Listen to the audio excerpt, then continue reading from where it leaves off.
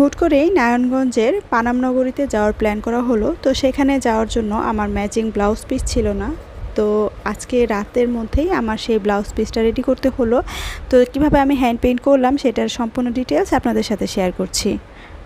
আসসালামু আলাইকুম, সুমিস ক্রাফটে আপনাদের সবাইকে স্বাগতম। আজকে আমি যেই হ্যান্ড পেইন্টের ডিজাইনটা দেখাচ্ছি সেটা খুবই সিম্পল একদম। আর এটা হলো অনেকটা সুতার কাজের মতো ডিজাইনটা হবে। দূর থেকে বোঝা যাবে যে এটা সুতার কাজের ডিজাইন।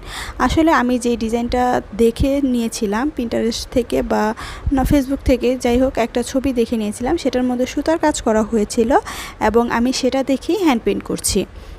হ্যান্ড পেইন্টের যে বেসিক রুলসগুলো রয়েছে সেগুলো আপনারা সবাই জানেন, যে ভেতরে একটা শক্ত কাগজ দিয়ে নিতে হবে, কেননা না হলে যে কাপড়ের আরেকটা অংশ রয়েছে সেখানে কিন্তু পেইন্ট রং ভরে যাবে, আর একবার রং লেগে গেলে সেটা উঠানো সম্ভব নয় এবং ডিজাইনটাও নষ্ট হয়ে যায়। তো আমি এখানে খুবই সিম্পল ডিজাইনটা করছি, যেটা আগেই বললাম। আর হ্যান্ড পেইন্টের জন্য অ্যাক্রিলিক কালারটা নিয়ে নিয়েছি। এই কৌটাটার প্রাইস নিয়েছে 50 টাকা। তো 50 টাকা দিয়ে আমি একটা ব্লাউজ তো রেডি করেছি, সাথে আমি আরও অনেক কিছু করতে পারবো, কারণ এখানে খুবই অল্প পরিমাণে লেগেছে।